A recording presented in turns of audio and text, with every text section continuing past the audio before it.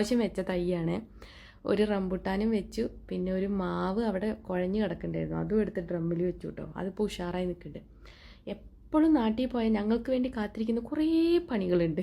പ്രവാസികളുടെ കാര്യങ്ങൾ അങ്ങനെയാണോന്ന് അറിയില്ല കേട്ടോ. ഞങ്ങൾ ശരിക്കും ഞാൻ അച്ഛനോട് പറയാറുണ്ട്, ബംഗാളിപ്പണി എടുക്കാൻ വേണ്ടിയിട്ടാണ് നമ്മൾ നാട്ടിൽ പോകുന്നത്. കാരണം അതേപോലെ ഇപ്രാവശ്യം ചെയ്ത വർക്കാണ് ഈ ഡ്രസ്സ് വർക്ക് കേട്ടോ.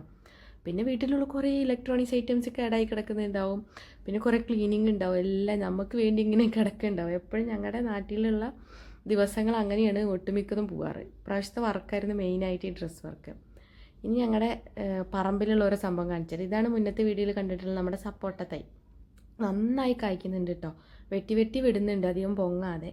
പിന്നെ നമ്മുടെ മാവ്, പിന്നെ അമ്മയുടെ കുഞ്ഞു കൃഷികളാണ്. പന്നിയുടെ ശല്യം കൊണ്ട് ആ പല്ല് തേക്കുന്ന ഞാനെല്ലാം നോക്കണ്ട, രാവിലെ എടുക്കുന്ന വീഡിയോ എൻ്റെ ചെറിയ നാത്തൂനാണ് അടുത്തിരിക്കുന്നത്. പന്നി ശല്യം കൊണ്ട് എല്ലാം ഇതിലൊക്കെ വെച്ചേക്കുന്ന അമ്മ. പിന്നെ നമ്മുടെ അരിനെല്ലിക്കൊക്കെ